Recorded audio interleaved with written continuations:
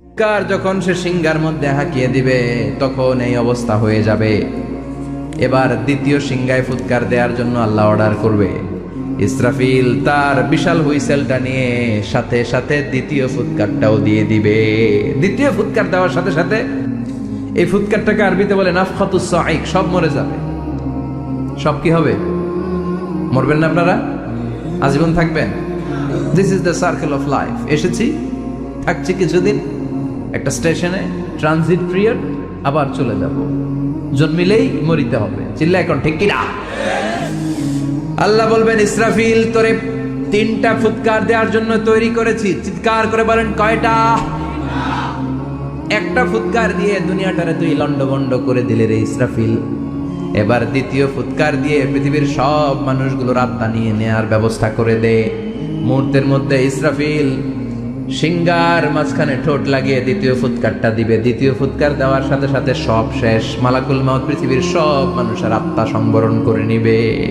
সব শেষ, মানুষ নাই, জিন নাই, দানব নাই, কেউ থাকবে না। যে ইসরাফিল ফুৎকার দিয়ে সব লন্ডভন্ড করছে ওইটাও নাই। ইসরাফিলও চলে যাবে, নাকি ইসরাফিল থাকবে? কথা কন, কেউ থাকবে না, থাকবে একজন। তিনি কে? কুল্লু মান আলাইহা ফানি ওয়া ইয়াবকা ওয়াজহু রাব্বিকা যুল জালালি ওয়াল ইকরাম ফাবিআইয়ি আলাই রাব্বিকুমা তুকাযযিবান। এই বিশ্বে যা দেখা যায় সব হয়ে যাবে ফান, নিঃশেষ, কিছু থাকবে না, সব মরে যাবে। থাকবে শুধু একজন সত্তা। চিৎকার করে বলেন তিনি কে? দ্বিতীয় ফুৎকারের পরে সব মানুষ শেষ, প্রাণী শেষ, কোন প্রাণের অস্তিত্ব আর নাই। আল্লাহ বলবেন জিন জাতীয় মেরে ফেল।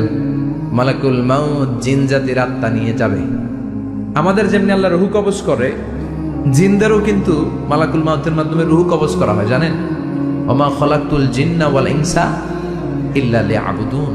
এই দুইটা জাতিকে আল্লাহ তাআলা ইবাদতের জন্য তৈরি করেছে। কবরে যে আযাব হয় এই দুইটা জাতি শুধু দেখে না, বাকি সব প্রাণী দেখে। কবরে যে পাখিগুলো বসে, পাখি কিন্তু দেখে নিচে কি হয়, হোয়াটস হ্যাপেনিং ইনসাইড, সব সে দেখে। গরু ছাগল আমরা কবরস্থানের পাশে বেঁধে রাখি, সব দেখে। গায়রাস সাকালাইন, শুধু মানুষ আর জিন ছাড়া, ঠিক কি না? এজন্য মাঝে মাঝে দেখবেন কবরস্থান থেকে গরুর রশি ছিঁড়ে গরু দেয় দৌড়, ছাগল দেয় দৌড়, দেয় না? কারণ সে সব দেখে। জিনদেরও রূহ কবজ করা হবে, তাদের জন্য এই শরিয়ত আছে। জিনদেরও কোরআন তেলাওয়াত করতে হয়, ওদেরও সালাত পড়তে হয়, ওরাও সিয়াম করে, ওরাও হজের সময় হজ করে, কিন্তু আমরা দেখি না। দেখি, এটা একটা অদৃশ্য জাতি, এটা দেখা যায়। জিসমুন নারিয়ুন ইয়াতাশাক্কালু বিআশকালিন মুখতালিফা। এটা আগুনের তৈরি একটা সৃষ্টি, যেটা যখন যে রূপ ধরতে চায় ওই রূপ ধরতে পারে। যেটার কথা শুনছেন কেউ? শুনছেন আপনি? কোথায়? কোরআনে শুনছেন না? জিন আমাদের সাথে কথা কইছে, ওটা শুনছেন নি কান দিয়ে? এটা শোনেন? শোনা যায়, শোনা যায়। অনেকে শুনে, অনেকে শোনে। জিসমুন নারিয়ুন ইয়াতাশাক্কালু বিআশকালিন মুখতালিফা। আগুনের তৈরি একটা সৃষ্টি, চাইলে যেমন মনে চায় তেমন আকৃতি ধরতে পারে। কখনো ছাগল হতে পারে, কখনো বিড়াল হতে পারে, কখনো সাপ হতে পারে, আবার মানুষের মতো আকৃতি নিতে পারে। আল্লাহু আকবার। আল্লাহ বলবেন মানুষ শেষ, এবার জিনদের রূহ কবজ কর। সব জিনদের রূহ কবজ হবে। আল্লাহ একবার মালাকুল মাউতকে জিজ্ঞেস করবেন, আখবিরনি মাইয়াবকা, ও মালাকুল মাউত, আর কে কে বেঁচে আছে বলো। মালাকুল মাউত বলবে আল্লাহ মানুষ নাই, জিন নাই, প্রাণী নাই, শুধু ফেরেশতারা আছে। আল্লাহ বলবেন সব ফেরেশতাদের রূহ কবজ করো। সব ফেরেশতাদের রূহ কবজ হয়ে যাবে। যেই ফেরেশতার হুইসেল দেওয়ার কারণে, হর্ন বাজানোর কারণে কিয়ামত, ওই ফেরেশতার রূহ কবজ হয়ে যাবে। আল্লাহু আকবার। আর কে কে বেঁচে আছে? আমার ভাই জিব্রাইল বেঁচে আছে, জিব্রাইল রেও নাও। মালাকুল ওয়াহি, ওহির ফেরেশতা, যিনি আল্লাহর কাছ থেকে ওহী নিয়ে দুনিয়ায় আসতো, তারও রূহ কবজ হয়ে যাবে। এবার আল্লাহ বলবেন আখবিরনি ইয়া মালাকাল মাউতি মাইয়াবকা, ও মালাকুল মাউত, আর কে বেঁচে আছে মহাবিশ্বে বল। কেউ আছে নাকি? মালাকুল মাউত বলবে আল্লাহ কেউ নাই। আপনার কথা মতো মানুষ মারলাম, জিনদের মারলাম, ফেরেশতাদেরও মারলাম, কেউ নাই। একমাত্র শুধুমাত্র আপনি আছেন, আর আপনার হুকুমের গোলাম আমি আজরাইল আছি। সুবহানাল্লাহ পড়েন। কি একটা সময় কাটবে। আল্লাহ আর মালাকুল মাউত ছাড়া কেউ থাকবে না। আল্লাহ বলবে সবাইকে মারলি, সবাই চলে গেল, সবার মরণ হলো, এবার তোর মরণ। এবার সবাইকে মারলি, এবার তুই একটু মর, তুই একটু মর। কি ভয়ঙ্কর কথা! তুই মর শুনে মালাকুল মাউত কাঁপতে শুরু করবে, খিচুনি উঠে যাবে মালাকুল মাউত। সে বলবে আল্লাহ সবাই রে মারলাম, আমি মরবো কেন? আমি না মারছি, আমি মরবো কেন? আল্লাহ বলবেন কুল্লু নাফসিন যায়িকাতুল মাউত। ওরে ভবের রঙ্গ, হবে যে ভঙ্গ সবই সাধেরই অঙ্গ, তোমার মাটিতে মিলাবে, জন্মিলে মরিতে হবে। ঠিক কিনা?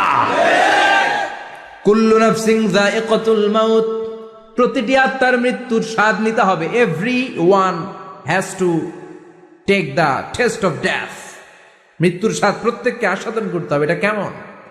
ও মালাকুল মাউত, তুমি মেরেছো তো কি হয়েছে, এবার তোমার মরণের পালা, এবার তুমি মরো।